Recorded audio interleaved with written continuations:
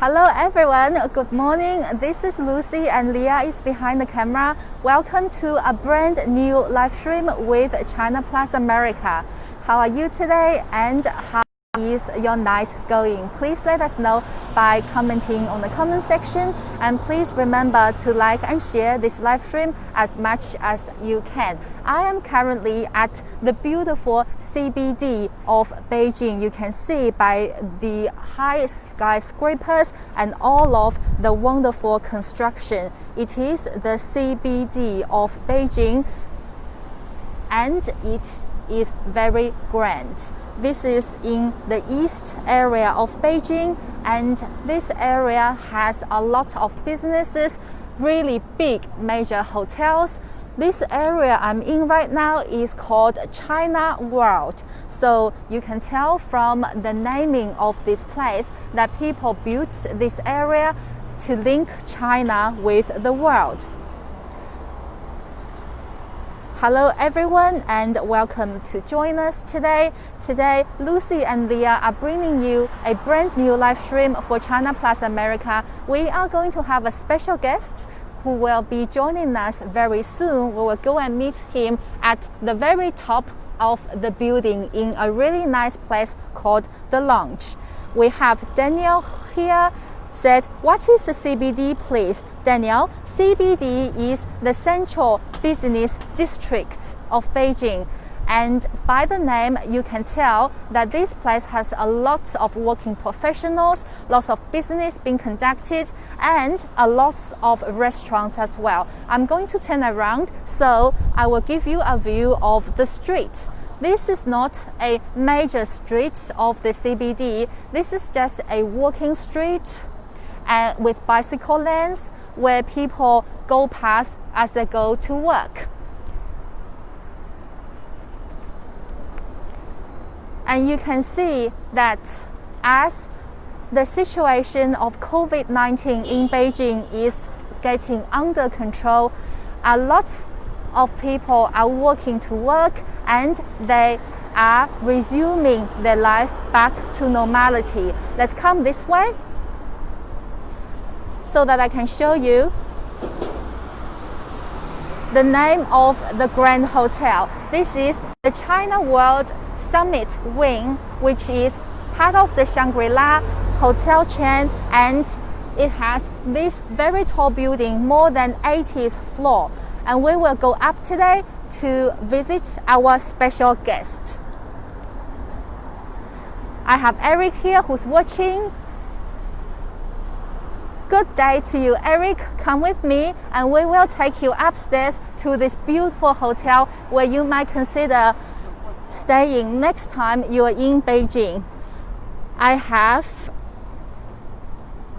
Daniel who's here speaking Spanish. Great to see you. Hola. Eric said good day to me. When is your opening? Said Brett. A lot of stuff and business and factories are open now in Beijing and life is back to normality. Danny said, very cool, thanks for sharing. We have Bill said, we have Bill here, great to see you. And we have Jessie here, said, hello Lucy, great to see everyone. We are going to now enter the hotel and we are going to go upstairs to meet our special guest, Alistair, today. His name is Alistair and he is from the UK and he has a lot of amazing tips to share with you. We have Gloria said, good morning and nice jacket, Lucy. Thank you very much. So you can see this is the lobby of this hotel, the China World Summit Wing. And you can see they have shared bikes that you can take to go for a special bike ride in Beijing. Beijing has a lot of beautiful places to offer and you can enjoy your beautiful bike ride. And if you see over there, they have a really super nice lobby with fresh flowers and very nice area where you can stay and wait for your guest. We have So Love. We love your name, So Love. Hope all is well. Thank you, So. Lots of things are being well. Beijing's situation is well taken care of. There are imported cases, new cases from originated from abroad. So Beijing is still vigilant, but Beijing is staying calm and taking control. How is the situation where you are? Please let me know. You can see this is a beautiful painting in the elevator area, and on the floor, just to show you some really cool Chinese element. You can see the leaves on the carpet looks like phoenix feathers. If you agree with me, you can reply in the comment section. And remember to please like and share this live stream as much as you can. And we will go up now to meet our special guest on the 80th floor. So let's go inside. So guys, now we are entering an elevator. So in the elevator, our signal might drop a little bit, so please stay with us. We will be back very soon. We're going to the 80th floor. How are you guys going? We have Robert here, love China, thank you very much. We have Danny here, great to see that things are getting back to normal. Thank you, Danny. Guys, you can see in this hotel, everything is in bilingual language. It says here that the lift is sanitized every hour, and please have your mask on at all times when in public area. We're going to the 80th floor.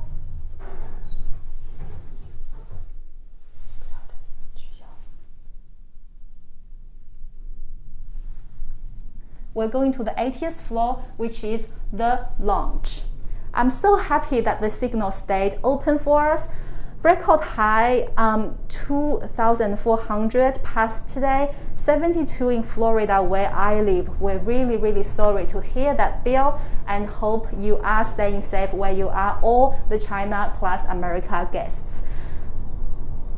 I heard China has recorded 46 new coronavirus cases. Daniel, my colleague Xiao, is behind the camera moderating this live stream, and she will be giving you the latest statistics as we speak. There are new cases in China, especially in the northern area, because of imported cases originated from abroad. So welcome to the lounge. Here we are with Lucy and Leah for a brand new live stream for China plus America, and we are going to be joined by our guest, Mr. Alistair Warwick-Nielsen. In this beautiful area, first of all, I'm going to tell you the theme of today's live stream. Today, we are going to talk about how to maintain a decent and good lifestyle under the pandemic. And for that reason, we have invited Mr. Alistair Warwick-Nielsen, who is an expert in etiquette, to talk to us about it. Hi, Alistair, how are you? How you doing? Come here, I'm really good. Can you tell our audience about yourself a little bit? Yeah, my name is Alistair Warwick-Nielsen. I'm the principal and founder of the European Etiquette Academy, which is based in London. But we have offices here in China. We have a range of partners and locations here in China and in Paris and also in Mumbai in India. Amazing, thank you so much. And thank you for having this beautiful venue for us today. You're most welcome, yeah. Well, I'm actually doing some, this is part of the Shangri-La group. It's a hotel in the Shangri-La group. And I'm doing some work projects with them. So obviously in amongst that, then it gives us some preferential benefits to be able to use the space as well. So everybody wins. Amazing. So guys, you can say hello to Alistair. Can you spell your name for our audiences, please? Yeah, first name is Alistair on the English way, which is Alistair. Not the US way. Not the US way, or with an E, that's right. Yeah. Although there's a few ways of spelling Alistair for sure. That's good. Most of our audiences are from the US, and you are from the UK originally, so you guys can have a really nice conversation about how the viruses is dealt with in different cultures. Sure. And we already have a lot of people saying hello and commenting. Morning, yes. Well, morning in Beijing, anyway. Yes, morning in Beijing and night where you are. When we have Brett said it's a very beautiful room, so someone has complimented the room. That's lovely, thank you. Well, we did try, you know, we don't want to take you to any old place, you know, we'll at least bring you somewhere with some quality. We're presenting the best of Beijing. And talking about the room, I think we have this gentleman right here. What is your name, please? Hello, sir? morning. I'm Alex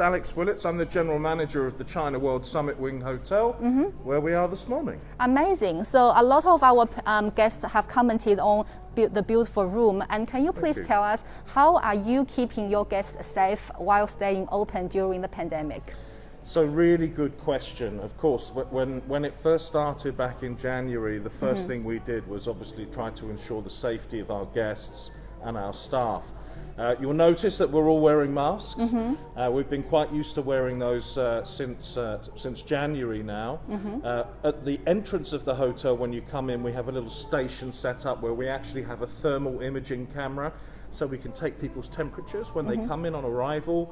We've got hand sanitizer stations throughout the hotel. All our guests who are coming in to dine in the restaurants or in our bars, they also have a hand sanitizer. We give people a little bag as well so that they can put their masks in from a hygiene perspective.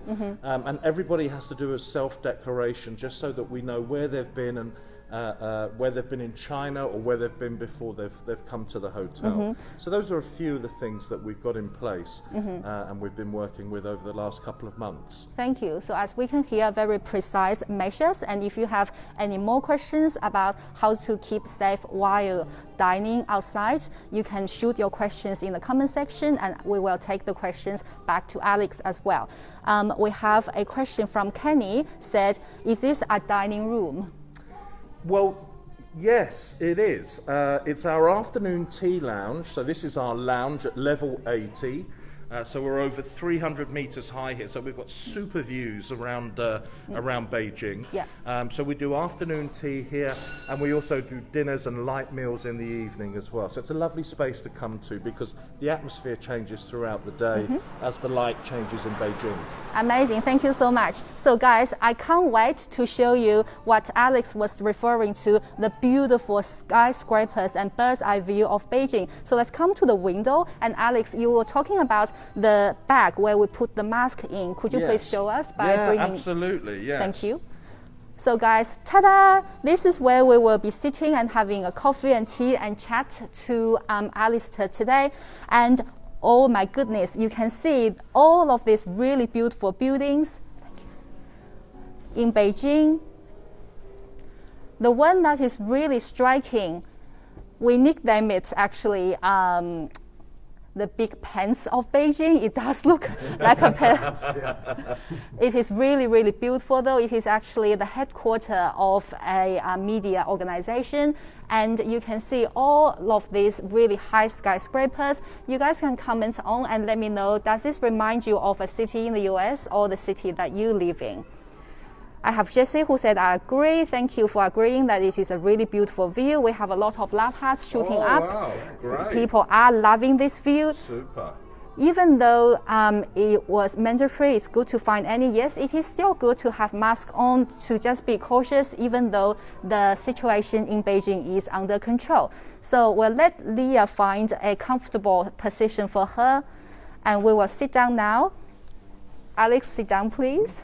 Okay. Let's come and sit together. Leah, are you comfortable standing over there? Cool. So I will sit here. I'll pop that tray there. Thank you so much. And there's our little bag, so a bag for you to pop your mask into. So and they've been sanitized as well. So. Amazing. So we have 3 plastic bags to put our mask on.Maybe you guys can demonstrate first. Certainly. Well, Thank you. What we would generally do is, bearing in mind we've probably sanitised our hands as well first, just as a precautionary measure. And they're literally what we call a Ziploc bag. So you just break the seal open like so. Remove our masks, bearing in mind we're in a relatively safe environment at the moment. Try not to ruin our beautifully manicured hair for today, of course. Those of us that have some hair. And then we'll just pop that. And of course, this obviously says cross-contamination between people's masks. So it's not, of course, totally essential, but it's just a nice additional touch, you know, which you would probably expect from a luxury hotel brand. Amazing. And it's really good for me as well because, as you know, Beijing is slowly coming into spring and it's been really warm and hard to keep the mask on for the whole time. So now you can see the 3 of us are actually keeping a relatively safe distance, and we are inside an indoor area in a restaurant. So that's why we can take our masks off firstly and put it on in a safe place. So our masks are not, like you said, cross-contaminating each other's mask. So we'll put our mask over here, and we will order some tea and coffee while we chat and give the audiences some tips. So let's see what they've already said so far. Sure. I have a really funny comment from Kenny. Kenny said, you guys reminded him of James Bond. Wow. Really? I think it is from your outfit. Well, I've not quite had that call to action as yet. Of course, we're available for commissions. Fees are negotiable. By all means, feel free to come to us and we can discuss rates, Kenny. Yeah. I'm pretty sure that Daniel Craig he's already booked for the current Bond. But of course, I'm always available for the next one. So. Thank you. And we have a question. First of all, we will finish the audience's questions, and afterwards we will ask you the questions on your expertise. So we have a question actually. Maybe for you, is there a lot of restaurants so high up in China? So lots of like rooftop restaurants that you know. Maybe give us a really brief answer on that, because it's not really a few like in Beijing. We are the tallest in Beijing, the tallest hotel in Beijing. So it's quite limited. I know that Shanghai also has some tall buildings as well, some tall restaurants. But no, we are the highest in China that I'm aware of. Oh wow! So guys, China World Summit Wing Hotel, the highest in China, and we are so lucky to be live streaming from here today. And to just get the question out of the way, people were asking, is this very, very polluted today in Beijing with all of the fog?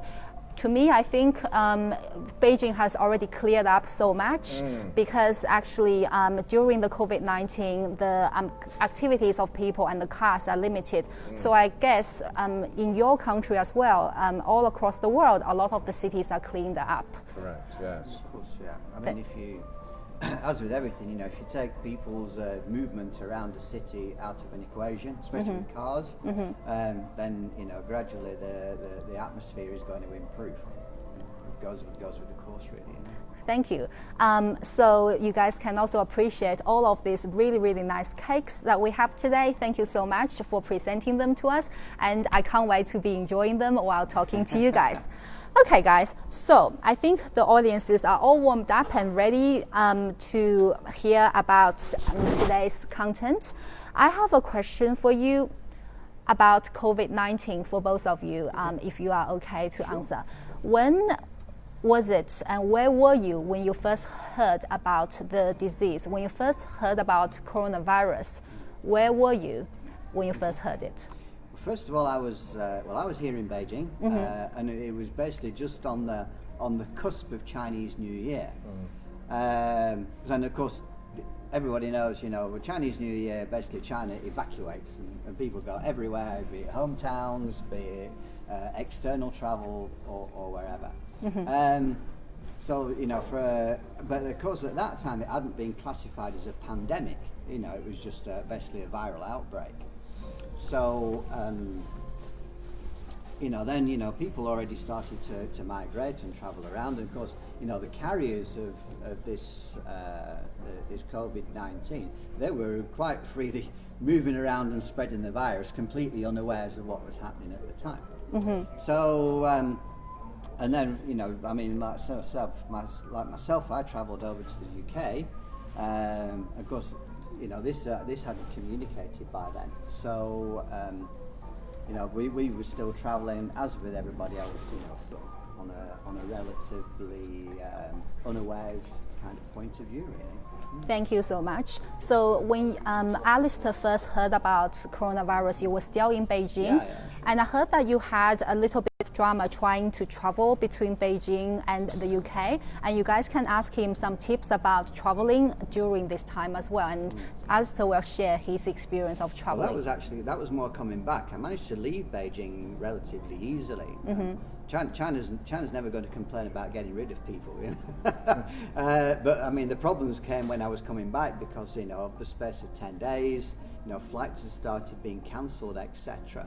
And I'd already got return flights in place, and then I was having to rebook flights, and then it started getting messy because I was in hotels with rental cars, etc., and basically just having to extend on a day-by-day basis. So it was a little bit inconvenient, as you might say. So you were saying that getting back to China from the UK was a little bit inconvenient. It was. Well, I actually came back to China twice. I was originally in the UK for a family holiday in mid-February, and then I was going back into the UK again to do some work, both in London, Manchester, and up in Scotland. And just in the space of 10 days, things were quite dramatically different. Wow, it shows that how this pandemic is changing a lot of people's lives. Really?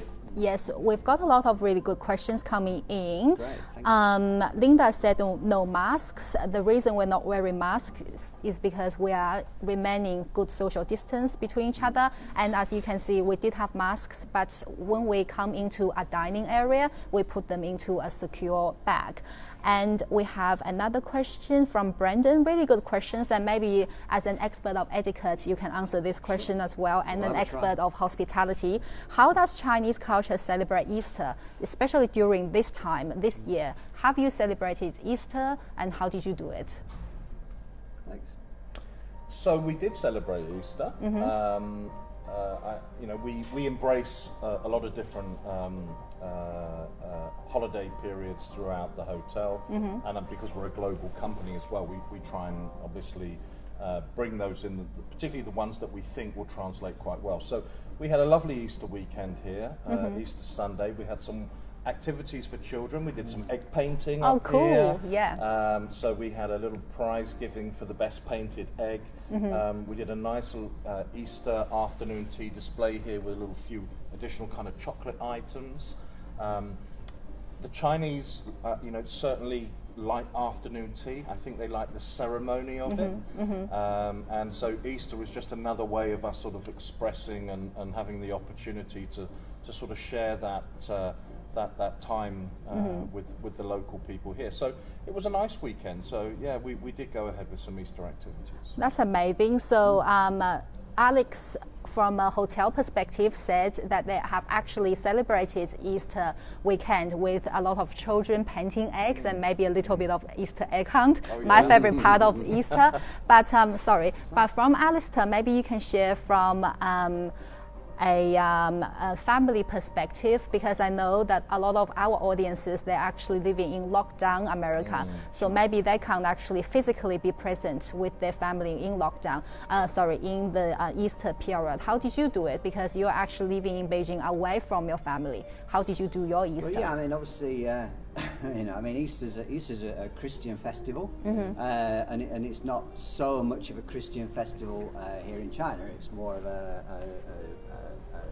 celebrated weekend in terms of a symbolic celebration. So I was still touching base with family in the UK, and yes, I mean not just in the UK, in different locations, and we were connecting by Zoom calls and things like that. So even though you obviously don't have the physical presence of people nearby where you can just go around and drink some wine or some tea and enjoy that family time together, with the wonders of modern technology, you can still break down those barriers. You know?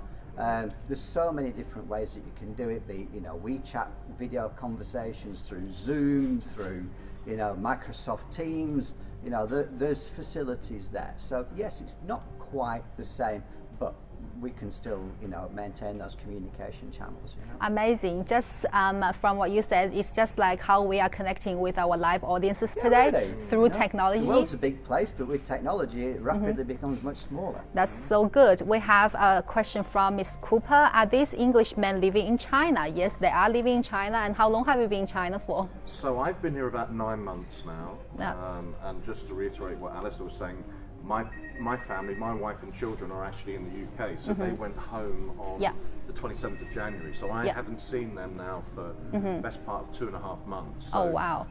That technology has been super important to me. So I I think we all can really empathise with your viewers, you know, in terms of those distances and being away from people during these times. So. Yes, definitely. And although this pandemic has caused a lot of people being apart for a prolonged period of time where they don't want to, however, thanks to technology, we are getting connected. I have a comment from Jacob who said, it's always good to stay positive and clean, but we are in very... But you guys are looking very classy. So you guys are taking up another level. Even though it's under a pandemic, you are not only just staying clean, you are staying classy. How did you do it? Well, that's a great observation. So thank you, Jacob. Thing is, I mean, with you know, pandemics or periods of inactivity or lockdowns, however you want to phrase them, it's very easy to become maybe a bit complacent or maybe a bit lazy. We can all do that, and it's very easy. I mean, I've had days where I've literally not moved from Netflix all day, and some days it's cool. But of course, it's nice to be able to, you know, get opportunities where you can, you know, you can put your suits on, you can have a shave, you can do your hair, and you can get out there and you know, express yourself as well. So, but by all means, you know, if you kind of lock down, you know, still, you know, maintain your personal standards. You know, drag yourself out of bed in the morning, get yourself in the shower. Even if you're only going to be sitting around for much of a day, try and occupy your mind, because it's very easy in these kind of situations to become a little bit lazy. Yes, but also that will also help you get over the barriers of being actually stuck between the four walls as well. Thank you. We have, I have actually very similar experience. It is very easy to get lazy as we work from home or stay home for a prolonged period of time. So you guys who are watching, can you please also share with us how are you keeping and remaining your routine during the pandemic? Or are you getting lazy, or are you trying your best to be very self-disciplined? So please share with us. And we have a lovely lady here. She has served tea for us. What tea is it, Alex? That's English breakfast. English breakfast tea, really good. With Englishmen. We should have said Chinese tea, shouldn't we? Well, really? It's and okay. Of course, it's spring tea time as well in China now. So, which we've just started serving in the lounge. But oh, thought good. this morning we'd go a bit sort of old school British. Something robust. Yeah. Like me. So we're all about tradition and keeping classy this morning. Really. We have, actually, I think this is a question, a British question, from Arthur Parker. How is Boris Johnson doing and Prince Charles? Before you guys answer this question, I have to remind our viewers that these people are experts of etiquette and hospitality, and I am a reporter, so none of us are medical experts. However, maybe because you guys are from the UK, so a question is, how is Boris Johnson doing and how is Prince Charles? Well, fortunately, and touch wood, both have actually recovered, or they're on the road to recovery. Prince Charles is he was first, and he was laid up, but he was in the country retreat in Balmoral up in Scotland. And I mean, the latest update that I saw that was, you know, he was continuing to recover and convalesce. Boris Johnson, obviously, yes, Prime Minister, he was in for about 48 hours, he was in a very touch and go situation. He was in intensive care, borderline being on a ventilator. So there was a lot of concern. I mean, yes, he's the Prime Minister, but, you know, from a humane point of view, there was a lot of concern for his welfare. And he's actually out of ICU, and he's actually convalescing in his country retreat at Chequers, which is a beautiful 16th century country house outside London. Yeah, I'd love to say I'd lived there, but I didn't. But I have but been you there. look like you lived there. I have been there once upon a time in a past life. So yeah, again, he's, you know, dealing with it. He was very good at basically managing himself because his girlfriend is pregnant, and he basically isolated himself in a separate apartment in London. So he was basically doing the right thing. So I mean, you know, credit to him. You know, he's basically practiced what he's preaching, which of course is working. It was unfortunate that he contracted COVID-19, but he's actually on the route to recovery now. So, you know, even though people, you know, I mean, it's very easy when it comes to pandemics. People always see the doom and gloom or the negative.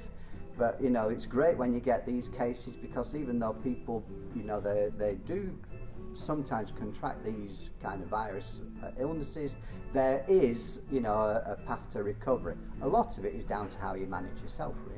Yes, totally. So a lot of it still comes back down to how we maintain ourselves, keeping being classy, being decent, and being stylish.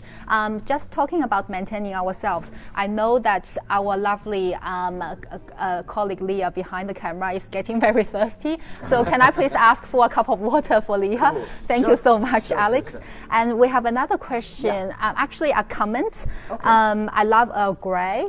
We love it too. Earl Grey? Yes, the tea, love it too. We have Brandon who said, I have not had a haircut in months because the barbers, of course, have been shut down. Of course.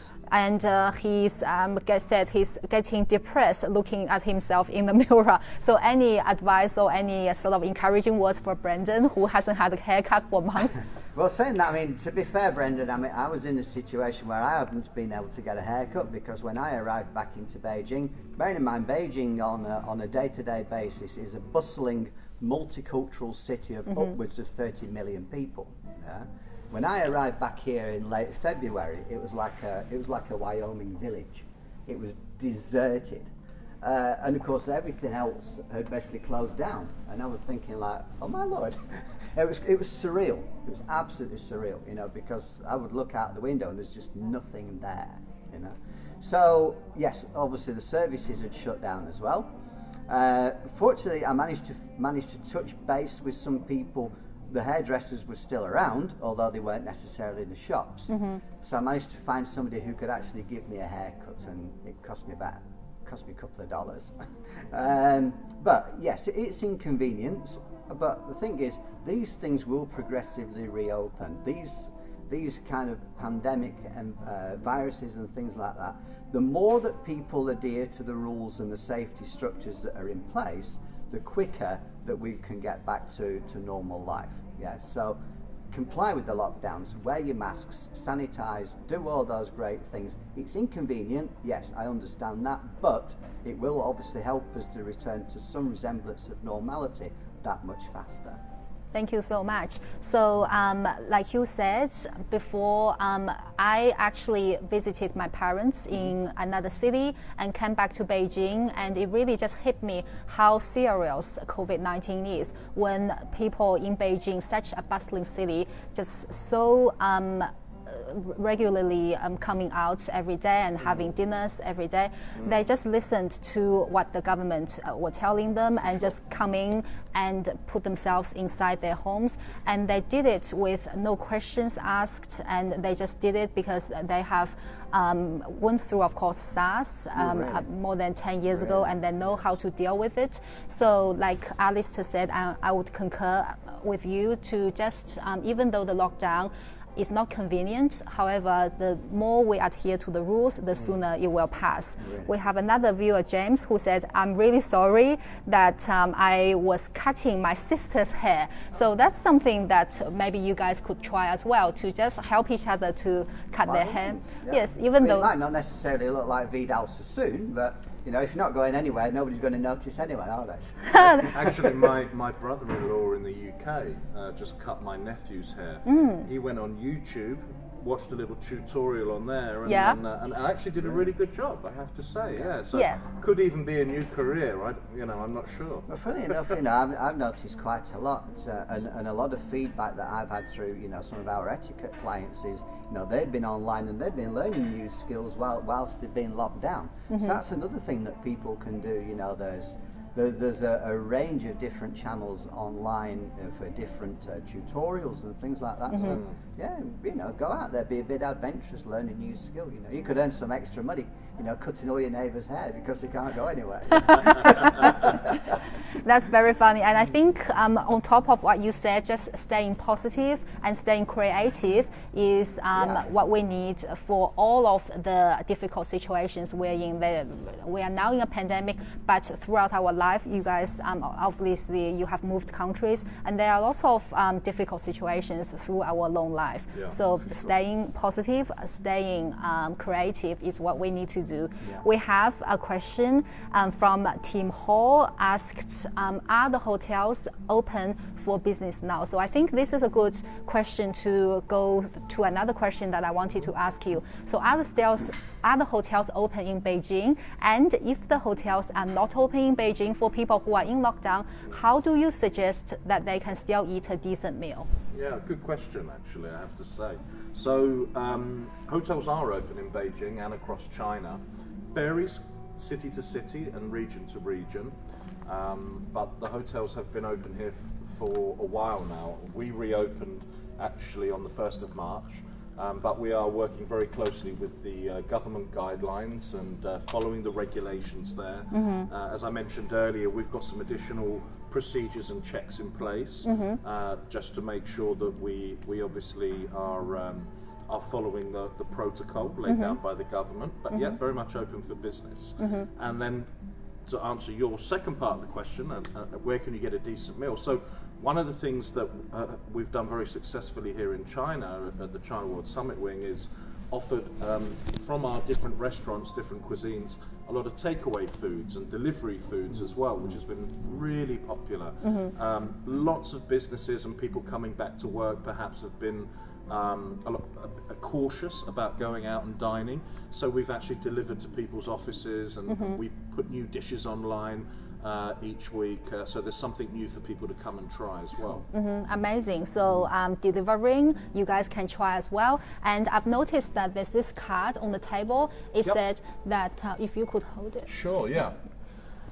It said that you can tell us what they said. Okay, so this is we disinfect the tables after people have actually been and dined or have sat there, and what this just tells the next diner is the time that table was disinfected and who it was done by. So and that's the little duck guy here who you see is for.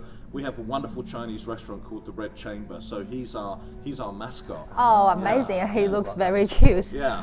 And also, I think this is a really cool and personal touch to put the name of the person who actually did the wiping the table and sanitizing, so that people know who is responsible, and the person who put the name down has to know that he or she will be responsible as well. So there's some water for Leah. It's a little bit cold. She has not had water for a long time. This is the thing that we always need to keep ourselves hydrated during any time. And we have so many questions coming in. That's great. And comments. Lots of interest about the hair tip that you guys shared. Lots of people said we can now just wear hats, and James, who's just cutting his sister's hair, said it was his first time actually cutting someone else's hair. Oh, wow. Which is really good. Congratulations and well done on you. Well done on that one. I don't know James. who's braver, James or his sister. Yeah. Good job it was his sister, because if it had got a bit wrong, then she wouldn't be like too upset, would she? That's right. And I want to get back to the food question we were just talking about, because this is a concern for us as well. Maybe from a personal level, how are you keeping yourself well fed during this time? I mean, when I first came back into China at the end of February, even the supermarkets were almost locked down, and it was very difficult to even get into a supermarket just to go and buy some simple ingredients to make food. And in some ways probably slightly advantageous here, because the supermarkets were still fully stocked, so people hadn't gone for this crazy mass buying sprees that we've seen in Europe, and basically leaving empty shops.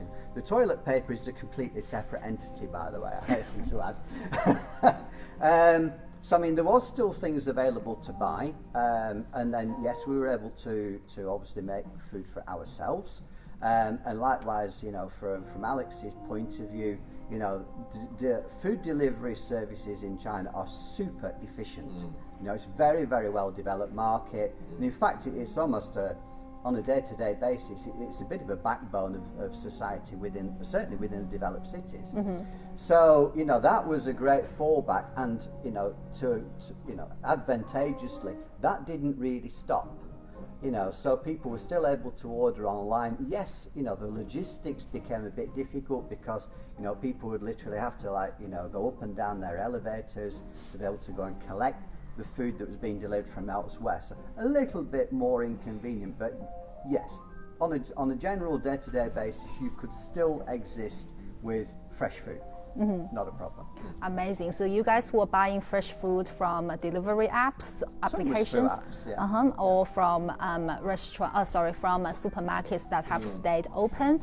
And we have a question from Ryan. This is a really interesting question to ask. How do you guys stay safe in a poor neighborhood when this is, he said, appears to be a wealthy neighborhood? So I don't know whether you guys have any tips on how people can stay safe in a less developed neighborhood. Well, in some ways, I mean, yes. I mean, obviously, we're in the fortunate position. You know, we're in a major city. But in some ways, you know, when you go to a more rural setting, in some ways, it's actually easier to manage these kind of things because it's less densely populated. You see. So it's much easier to socially distance because you probably don't see much of your neighbours anyway.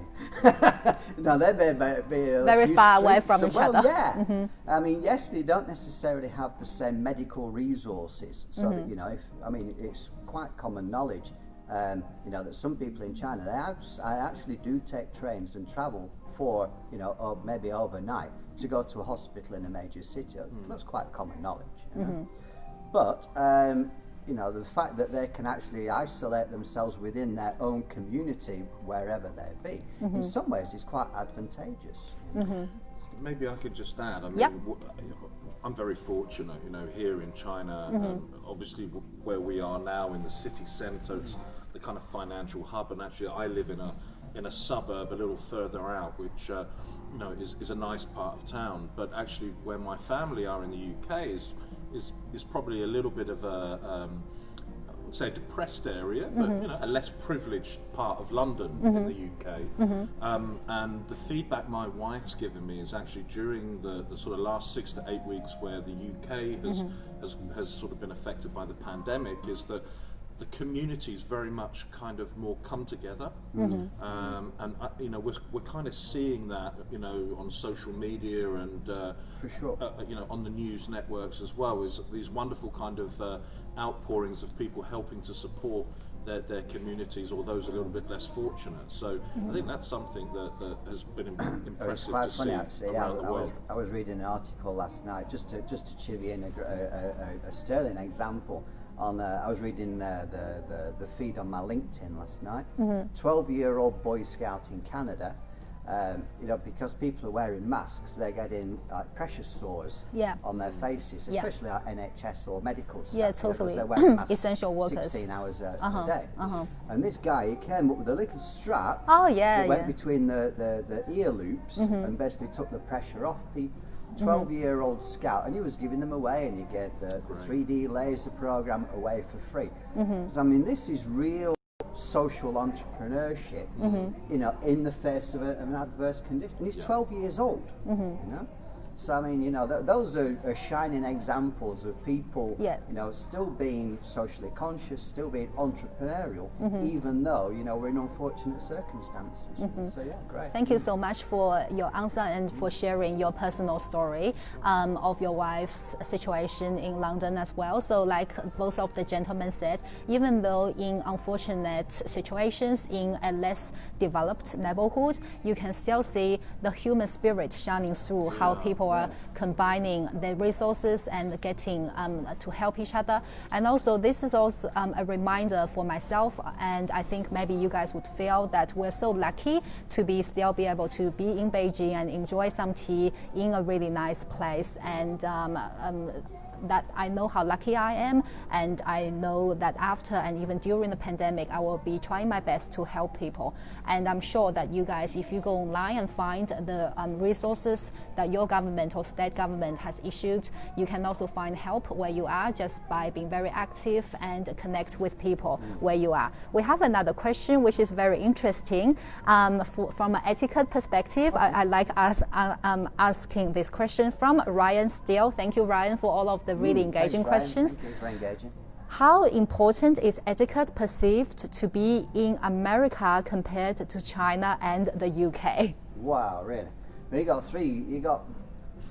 Wow, that's an interesting question. I know, big question as well. China, UK. Well, yeah, I was going to say, thank you very much for that one. Well, I was saying that, I mean, etiquette in its traditional form is a little bit maybe old-fashioned. Because I mean, it originated 17th century, in France, and in the 21st century, times have moved on. But I think the basic standards and framework of etiquette are timeless. It teaches us for respect. It teaches us to be kind to other people, and also, to bring other people within our social domains. And especially at this moment in time, those are super, super important. I was just saying to Alex just before, we actually came online. Touching base with relatives, even relatives that you've not spoken to in a while. Just give them a random call saying like, oh, just in these troubled times, just want to make sure that you're okay. And it makes people feel better. Yes. So I mean, in between, obviously China is a multi-thousand-year culture that has got it's got its own intrinsic etiquette, but also from my point of view, because I cross the bridge on a day-to-day basis. So we look at a lot of etiquette skills, be it China, be it UK, be it US. They're very similar, but people just basically explore some of these cultural aspects in a slightly different way. But the mainstay of kindness and consideration and elegance and all, they're pretty standard across the board. Thank you so much. And we had a few more viewers asking about our masks, so maybe I'll let Alex telling people why we're not wearing a mask in your restaurant. As we mentioned earlier, for people who perhaps just joining in, there's my mask. So I have a mask every day. We try and use a fresh mask every day, particularly for those that are out, perhaps at work in public environments. But when you come into a restaurant or a bar, we provide a little plastic sanitized Ziploc bag, which you can pop your mask into, seal it up, place it on the table away from others, and then there's no cross-contamination or the opportunity to pick up any potential germs from the place that you're in. So that's what we're doing on a daily basis. Thank you. So just to demonstrate, when we come into a dining area, because we need to eat or drink, that's why we take down our masks. And talking about dining area, we took our masks down, not just for talking, but to enjoy all this tea and food. So maybe let's bring our chairs a little bit closer to the table. I'm going to get a layer of chairs as well. And yes, getting Leah's. Thank you so much. I was thinking about that. She's been standing for so long, so I'm going to move that there. Thank you so much. You being a true gentleman. There we go. Okay. Amazing. So, Alex, where would you suggest that we should start first with this amazing spray of tea? Well, we've just gone for a few pastries this morning because it's the morning here in Beijing. So, I mean, you've got the standard croissant and then some French I like pastries. how you said it, croissant. Pain au chocolat. Yeah. So we've gone very French. There's a little almond pastry there, and then some little chocolate bonbons as well. So, and this is on a little bronze tree actually that's been specially designed and made for us just at the China World Summit Wing. Oh wow, thank you. So there we go. So take your pick. I think I would start with the chocolate. Which one would you like to start with? Well, ladies' prerogative, by all means dive in first. Thank you. Should I use my hand or? Absolutely. Thank you. I'll just take one there, yeah. this beautiful chocolate with the logo of China World, I think, printed on it. And would you guys please choose one of your favorites, and you can just take a bite without having the whole thing, because we need to still give audiences tips. Alrighty, Alex, you first. I'll go almond. You go for almonds? I'll go for the almonds, yes, there we go. Go for There we are. That's my almond pastry. a minute. I'll go for the Amazing chocolate. chocolate. Love anything with chocolate on.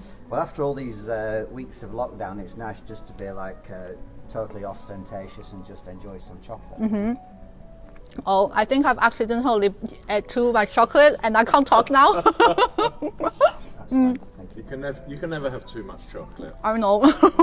Sorry guys, I need to cover my mouth, otherwise it's not really polite, especially in front of you, a master of etiquette. I don't want to talk when my mouth is full. No, you're fine. Thank you. Okay, so we have more questions coming up.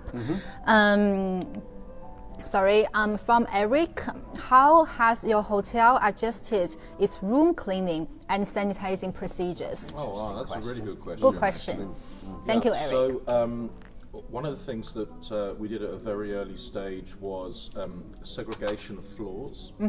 We had some guests who have been long-term residents with us even before the outbreak came to light. So we kept them on a separate floor just to give them a level of kind of security and safety. From a hygiene perspective, all our staff now wear personal protective equipment. So they wear gloves, they wear hairnets, masks, goggles, and a protective vest, apron when they go into the room. They're changed on a twice daily basis as well. Also, when people check out, we leave that room vacant for 48 hours. Once it's been cleaned, we go in and clean it again before anybody else goes into the room. So those are some of the steps that we've taken in terms of our room cleaning procedures, just to kind of upgrade that hygiene. Thank you.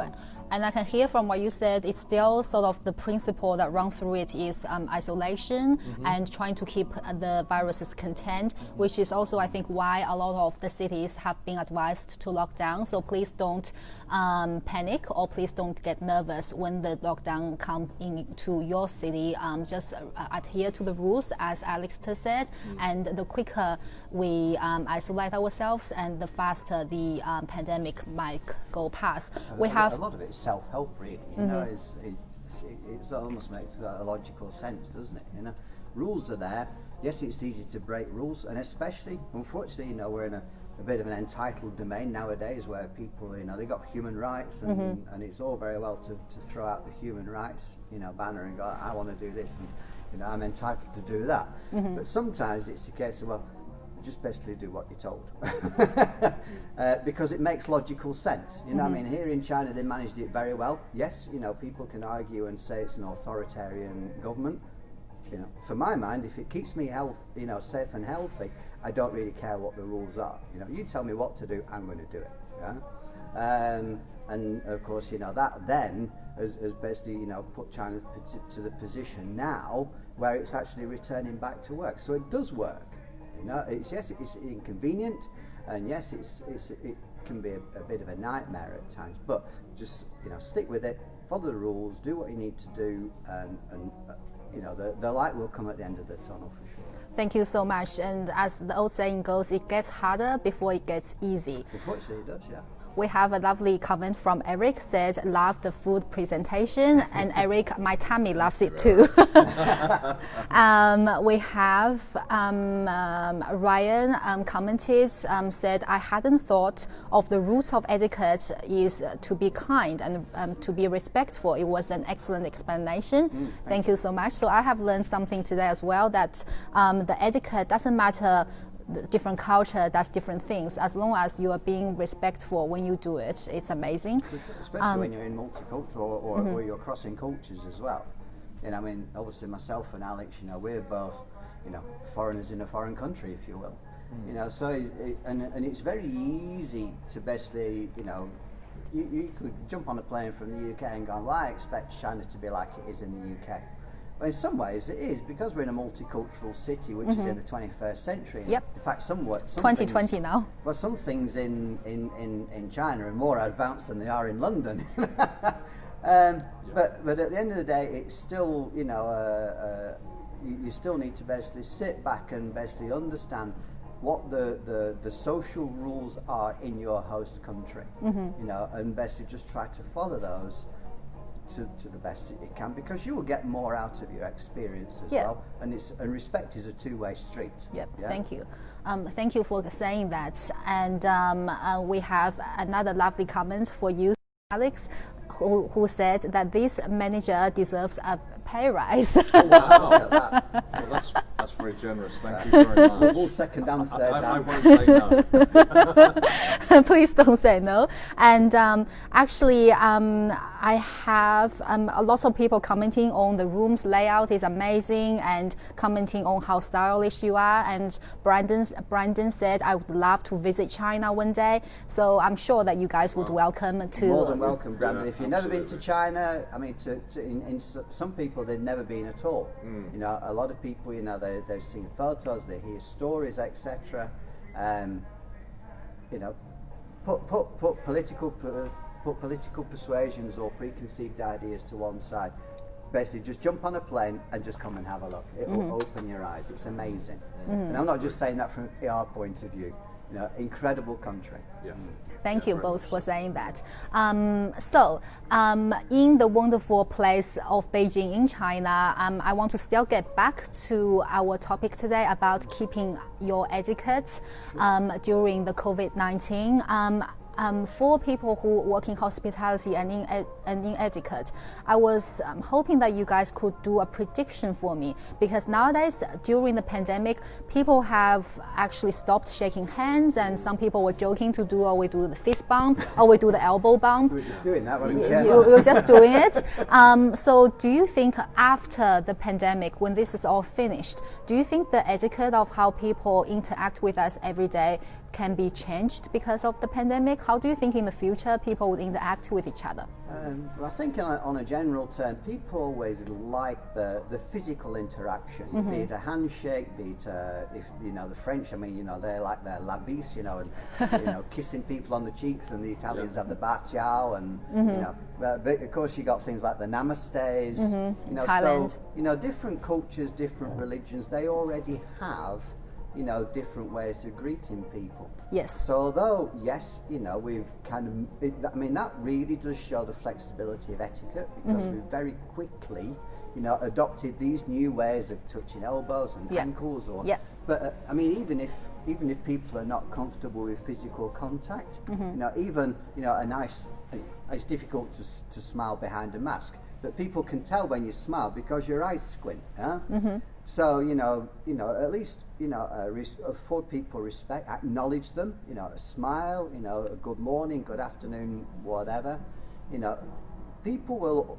It doesn't necessarily matter whether it's you know, a great big elaborate show of welcome, but obviously people have a right to be acknowledged at the end of the day. How you happen to do that, or which way you choose to do that, is entirely on yourself. But of course, if you're not comfortable with physical contact, just tell people, you know, just say, you know, during COVID-19 I'm, you know, practicing social distancing, but it's still lovely to see you, and you know, when all this is over, we'll grab a cup of tea or whatever. So at least, you know, pay people some respect, acknowledge them, and still greet them, albeit, you know, the way that you do that may be, you know, tailored to suit the appropriate situation. Thank you. So still acknowledging people. What do you think in the hospitality perspective? Yeah, it's been interesting for me because obviously from my position I meet a lot of people coming to and from the hotel. Yeah. And normally that's with a handshake or some form of acknowledgement. I've worked in other parts of Asia, so in Thailand, you know, we used to use the Thai Wai, similar to the Namaste, which was quite commonplace. But actually what I found is I've actually kind of gone back a little bit and actually been bowing a little bit, you know, which is kind of a bit of an old school sort of really throwback. traditional. Yeah. A bit of reverence, isn't it? But you know, again, as Alistair said, it's been a way that I've been able to show some respect to guests coming in and out of the hotel. So, but I'm sure that after, you know, we recover from the pandemic, that we'll go back to you know, a handshake and some physical contact in the right environment.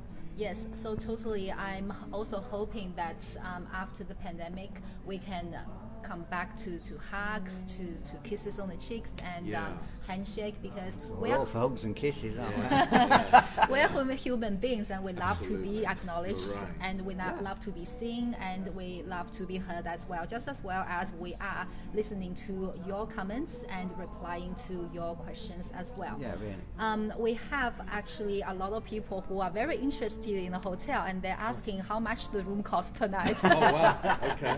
And if they can have a discount for being on the live stream. Maybe. So it depends on the time of year you're coming, but what I would say is please, if you are interested, and I think Alistair's given a tremendous recommendation to come to China, and if you're coming to Beijing, Yep. of course we'd love to see you here at the Summit Wing. So do follow, through our Shangri-La website, and we're on all the major websites, Expedia and Booking.com. So they always have the most competitive rates that we have available in the market. But just highlight that it's China World Summit Wing, isn't it? Not China World. China World two separate Summit hotels, Wing very Hotel. similar. Yeah. The tallest in Beijing and That's right. Yeah, just go for the biggest and you're not going to go wrong. Or the tallest, not the biggest. Thank you. So we have Brandon who said, one day in the future, I would be grateful to visit, but I will need you guys to show me around. You guys are awesome. There we We'd go. be more than welcome. Probably Alex, because Alex is in the hotel most days, whereas my time scale is maybe a little bit more flexible. But by all means, if anybody's coming over to China, feel free to hit us up. We'd be more than delighted to meet you. And in some ways, show you around our city because it's so eclectic. You're in a city where you can literally you can touch on a few thousand years of history, or you can be bang up to date, obviously, with things like the big pants, the CCTV, and all these, modern skyscraper styles buildings. So that's, in some ways, that's the beauty of Beijing, because you can almost take steps back in time. Within a relatively short space. Totally. So we have another question for you to go down the memory lane and think about whether, as a person who's lived in China for a long time and as a relatively newcomer to Beijing but working in hospitality industry, have you had any really warm interactions with the local people or with your guests that you can remember? Warm interactions. As in warm-hearted stories, or a friend maybe during this time that you have interacted with that brought you good memories, heartwarming stories. Well, it's always difficult to pick out one particular instance. I think, and I mean, probably Alex has probably found this because I've been here in China 9 years, whereas Alex has been here for 9 months. So but it's always useful to have different cross-sectional viewpoints because everybody perceives. And I grew up in China, so it's 3 different levels of experience.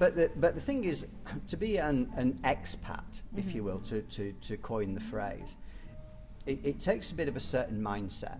I literally once met somebody from the US. And they literally lasted less than a week in China because they turned up, going, this is totally not for me, booked the next flight and went home. Which is okay. Which is fine. No, it's not to everybody's cup of tea. Yeah. At least he tried, or she. Well, I mean, of course, it's English tea, so that's okay. But then, obviously, I've known other expats who've been here 20 or 30 years. Totally.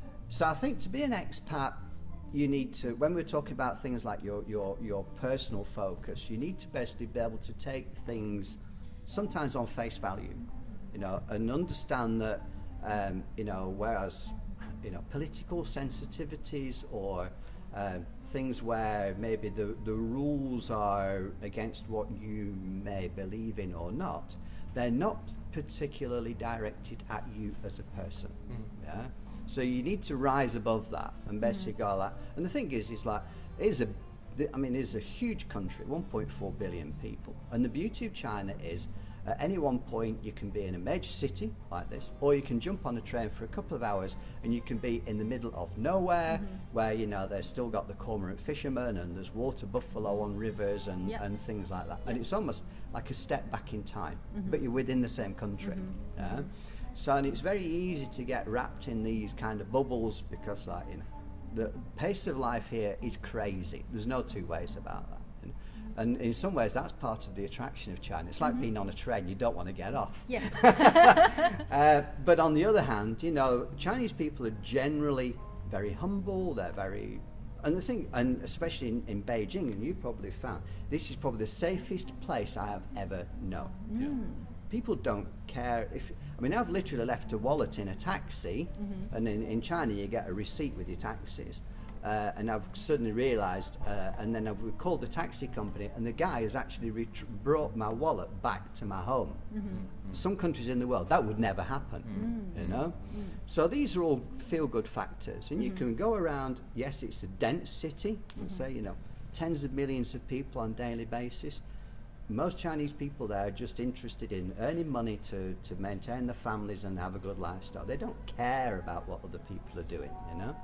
So, you know, by all means, it's easy to kind of get wrapped in some of these things, but as with everything, eyes wide open attitude is going to be a big saviour to, you know, just take it on a day-to-day basis and live the dream, if you will. Thank you. So you're still living the dream after 9 years, and Alex, after 9 months, what do you think? Yeah, you know, I've only scraped the surface. I think, you know, Alistair's had a much longer run at China than I have, but I've been away from the UK and as an expat for about 13 years now. So I've lived in the Middle East, I've lived in India, I've lived in Thailand, I've lived in the Philippines, and now I'm in China. So I've explored, and I couldn't agree more. I think an open-minded attitude to wherever you go. You know, they say travel broadens the mind. Totally. And I think it's the same when you're an expat. You're just that. You're a bit of a sort of a long-stay traveller. But I think talking about heartwarming stories, and I think just during this pandemic situation, and I mentioned that we had some long-stay guests in the hotel, and they've been separated from family who are in another part of Asia. You know, and that's been difficult and traumatic for them. And actually, we've kind of established a bit of a friendship out of this sort of situation. You know, it just started very much as sort of transactional. Me as the manager of the hotel, and them as a guest staying in the hotel. And it's now kind of grown into a friendship where we see each other on a daily, weekly basis. And you know, I think that's the nice thing is that I've established a link with people from Asia, from China, who we've been thrown together in this situation, but out of it, a good story sort of come out. And I've got a lot of stories like that from different places around the world. So in some ways, that's the beauty of hospitality as well, though. Yeah, very much so. Yeah, absolutely. Yeah. Definitely, like you said, this pandemic threw a lot of people together. Maybe we haven't predicted it before, or maybe unwillingly we are stuck together in the same household, or we have to work from home, and we are together with our family for an extended period of time. Although this could be also a very good situation, because like you guys, I have also reconnected with a lot of friends back from Australia, where I lived for a long time, and also talking to a family for more frequent time. So I'm really thankful for that. And if you guys have similar experience and finding the light through the shadow and reconnecting with your family more during this time, you can share your experience with us as well. I have Tim Hall who asked, do I need a translator to be in China? I think like you might experienced. Well, I mean, if you're going to live in China on a permanent basis, it's useful to have a general understanding of basic Chinese. Chinese is a very difficult language to learn.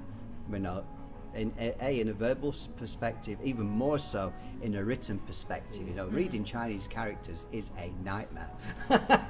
Although Um, learning English was a bit hard before. Yeah. But Chinese characters can be hard. But and Alex, he's just touched on a very very useful point that he's lived in different countries, like Philippines and Middle East and places like that. And the thing is, if you're actually going to stay somewhere, you lend it to yourself, even if it's a very basic understanding or command of a language. Even if it's just like instructions for a taxi driver. You don't have to be fluent by all means, but you will find that when it comes to things like cross-cultural boundaries, just by having an attempt at some of the local language is going to visibly break down some barriers, because people will start to laugh at you. and you can laugh alongside each other, you know, trying to make yourself understood, be it in English, be it in Chinese, be it in Chinglish, you know, which is Chinese English. But people communicate, and we're born to communicate in whichever format that takes. So I mean, yes, it's useful, but I'd say you don't have to be an expert. You know, sure. I like how you said to rise above the situation, so our kindness and our advocacy can rise above the language differences. Well, yeah, I mean, in a lot of ways, you know, a key part of etiquette is communication, you know, because if you don't communicate with people, people don't know what you expect. Obviously, likewise in hospitality, you know. Hospitality people, they're not mind readers. I mean, yes, you know, you can preempt certain things, but, you know, in some ways, if you want something, you might need to tell somebody. You know, it's not always expecting somebody to jump in with something, yeah? So, and people, we've all got tongues in our heads, so we can ask for things, you know? And likewise, you know, when it comes to these, you know, no matter where you travel in the world, be it, you know, the Middle East or Japan or China or wherever. I mean, I lived 5 years in the US as well. And when I first arrived in Washington State, I thought American English was like, what is this? It was almost like a foreign language to me. But you listen to people and you start to understand, and your own enjoyment and your own experience will come from taking that time to level with people and try and make yourself understood, no matter what the language. Thank you very much. So our time is nearly up. We've been chatting for more than an hour. Wow. And you guys have given the audiences a wealth of knowledge, and thank you very much for giving us this beautiful spread of food and the beautiful view that money can't buy anywhere in the world. So before we wrap up today's session, just keeping in mind that the session is still about offering advice and tips for people who are in lockdown in Northern America. Before we close, I would like to do a quick fire exercise for each of you to give 3 quick tips to the audiences during this pandemic time. Maybe start with myself. My 3 tips is being creative, connect with family online, and keep a good routine throughout your everyday life. You can, of course, repeat my tips, but you can come up with new ones, starting from you, Alistair. Well, I could always say, well, drink more tea, eat more chocolate, and that's good tips but as well. Maybe that's cheating. But I mean, joking apart, by all means, you know, different countries, they've had different levels of communication. Basically, you know, be your own boss. Don't always necessarily, you know, by all means, heed medical advice, but follow the government rules. Right. Self-isolate. Right. Absolutely crucial. Wear your mask. No matter when everybody tells you to wear it or not, wear it anyway. And also try and get hold of the best mask that you can, be it like an N95 mask or whatever format it takes. Look after yourselves, you know, because the more we do that, the quicker we'll get out of this. Thank you. Alex? Yeah, I think like you, routine. Make sure you keep a good routine. Look after yourself. I think what's been invaluable for me is the connecting with friends and family on a daily basis. That just helps, you know, give you a kind of a realism and a kind of hope and positivity. And I think, you know, as Alistair said, you know, follow the rules. You will come through this. You will come out the other side. We're a little bit ahead of you, and we're starting to see that now. So you know, we've been through that tried and tested process. So be strong. Yeah, really. You'll come through it. Thank you so much for your 3 quick fire tips. Most welcome. So, like Alex and Alistair said, be strong, stay healthy, and together we can overcome this. So, bye-bye today from the lovely Beijing, and thank you so much for staying with us for today's live stream. Bye-bye, and Bye-bye. have a good night where you are. Bye. Bye.